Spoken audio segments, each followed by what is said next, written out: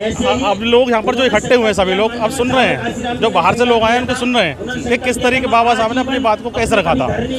जब यहाँ से सुनने वाले लोग बाहर बताएंगे जाके कि बाबा साहब का विचार ये है, अच्छे कर्म करने में, पढ़ाई करनी है, आगे बच्चों को गलत रास्ते पे जाने से रोकना है, यही है। इस तरीके से पढ़ेगा। इच्छा थी बाबा साहब की अंतिम इच्छा, बहुत धर्म की ले लो दीक्षा। मतलब उन्होंने कहा हम ऐसे धर्म को मानते हैं, स्वतंत्रता, समानता और भाईचारा सिखाता हूँ। सब बाबा साहब की प्रतिज्ञा उससे संबंधित है। बताएंगे कि बाबा साहब ने ये नहीं सिखाया, बाबा साहब ने किसी की बुराई करना नहीं सिखाया, बाबा साहब ने ये नहीं सिखाया दूसरे की हमें आलोचना करके उसका नुकसान करना है। बाबा साहब ने सिखाया मिलजुल कर रहना सिखाना। अशोका विजयदशमी के उपलक्ष्य में गांव शिवाली में ऐतिहासिक कार्यक्रम का आयोजन हुआ है। यहाँ पर तमाम लोग आए हुए हैं। धम्मबंधु, मैं इनसे बातचीत करूँगा कि क्या संदेश देंगे इस कार्यक्रम को लेकर के, क्या कहेंगे, और ये जो कार्यक्रम हो रहा है यहाँ से क्या प्रेरणा लेकर के लोग क्या प्रेरणा लेकर के जा रहे हैं। सर एक बार परिचय। हम लोग बुलंदशहर से प्रोग्राम में सम्मिलित हुए हैं और जो प्रोग्राम में हम सम्मिलित हुए हैं बहुत अच्छा लग रहा है कि यहाँ पर लोग जो है बाहर से आए हैं और बाबा साहब के जो विचार हैं उनसे अभिप्रेरित होंगे। और यहाँ पर गांव में एक मूर्ति की भी स्थापना की गई है और यहाँ पर बाहर से काफ़ी लोग वक्तागण भी आए हैं और हमारे धर्मगुरु भी हैं और सभी लोग जो यहाँ पर उपस्थित हैं, मेरे ख्याल से बाबा साहब का जो जीवन परिचय है, जो उनका संघर्ष है, मेरे ख्याल से अभिप्रेरणा लेंगे और उनके बताए हुए मार्गों पर चलेंगे आगे। तो यहाँ पर आकर बहुत अच्छा लग रहा है हमें भी और मैं सभी लोगों से चाहूँगा कि बाबा साहब के जो विचार हैं अपने जीवन में उनको लाएं और उनके विचारों पर चलें। धन्यवाद। बाबा साहेब के विचारों पर चले, मगर बाबा साहेब ने जो कल्पना की थी, मतलब 1956 में जो बाबा साहेब ने सपना देखा था भारत को बौद्ध में बनाने का, उसको लेकर के क्या कहेंगे कि भारत बौद्ध नहीं, लोग हैं उनके विचारों में बढ़ रहे हैं आगे और बौद्ध लोग बौद्ध धर्म को भी अपना रहे हैं और जो उनका विचार है बौद्ध धर्म से मतलब अपनाने से मतलब ये है अच्छे काम करो, पढ़ाई में आगे बढ़ो, इकट्ठे होकर रहो, सब लोग जातिवाद वगैरह ना फैलाएं, सब लोग सम्मिलित होकर रहें।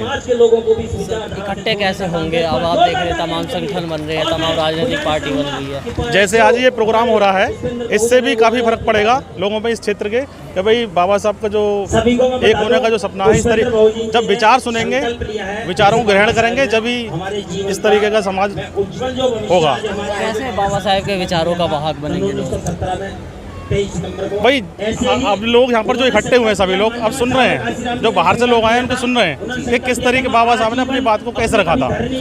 जब यहाँ से सुनने वाले लोग बाहर बताएंगे जाके कि बाबा साहब का विचार ये है, अच्छे कर्म करने में, पढ़ाई करनी है, आगे बच्चों को गलत रास्ते पे जाने से रोकना है, यही है। इस तरीके से पढ़ेगा। अभी और भी सम्मानित लोग मेरे साथ हैं। सर मेरा नाम सतवीर बोध है। मैं भी बुलंदशहर से आया हूँ और बहुत अच्छा लग रहा है प्रोग्राम और बाबा साहब के जो सपने को पूरा करने का एक प्रयास है और ये प्रयास जो है ना जारी रहना चाहिए। ज़्यादा से ज़्यादा ऐसे इस तरह के प्रोग्राम लगे। हम गांव देहातों में जो हमारा जो बहुत संख्या में जो हमारा समाज बसा हुआ है उसे घर से बाहर निकालने की आवश्यकता है।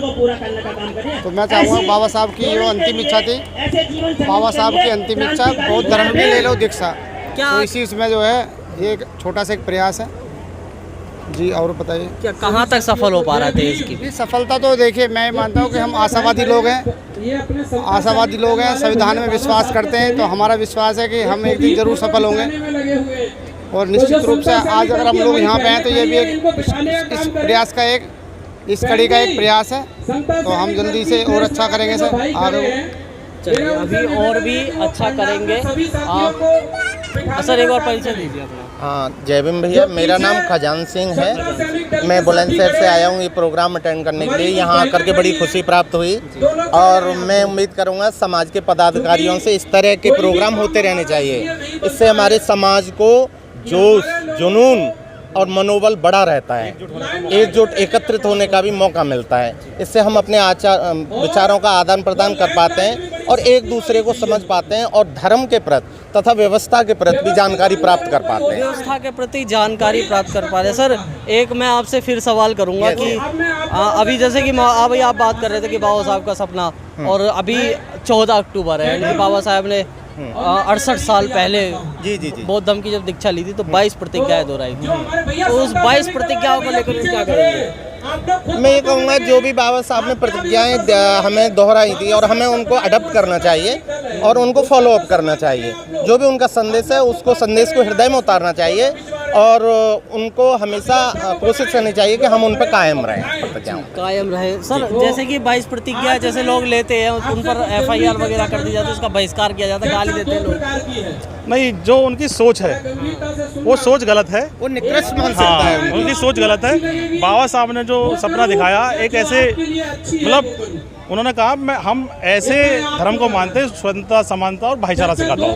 सब बाबा साहब की प्रतिज्ञा उससे संबंधित है। नहीं, मगर उसमें तो ऐसा बना दिया गया है कि भावनाएं आहत होती है। नहीं, जो लोग सोच रहे हैं वो गलत सोच रहे हैं बिल्कुल, और उनका बिल्कुल मतलब उनकी मानसिकता सही नहीं है जो उनके बारे में गलत सोच रहे हैं। तो ये कैसे आप उनको साबित करेंगे कि उनकी मानसिकता सही? तो हम जो है जो प्रोग्राम होते हैं या उसी के आधार पर होते हैं, हम लोग उन लोगों को भी बताएंगे कि बाबा साहब ने ये नहीं सिखाया, बाबा साहब ने किसी की बुराई करना नहीं सिखाया, बाबा साहब ने ये नहीं सिखाया दूसरे की हमें आलोचना करके उसका नुकसान करना है। बाबा साहब ने सिखाया मिलजुल कर रहना, सिखाना, रहना, किसी से भेदभाव कुछ नहीं करना। समानता, बंधुत्व और भाईचारा, ये 3 संदेश बाबा साहब देके गए। उन्होंने समाज को संदेश दिया, सबसे पहले एकत्रित शिक्षित बनो, फिर संगठित रहो, फिर संघर्ष करो। उन्होंने ये 3 शस्त्र दिए हैं और मैं चाहूँगा समाज से निवेदन भी करूँगा, अनुरोध भी करूँगा कि बाबा साहब के बताए हुए तीनों शस्त्रों को अपनाएं और समाज को प्रगति के पथ पर अग्रसर करें। जी बिल्कुल, समाज को प्रगति की पद की ओर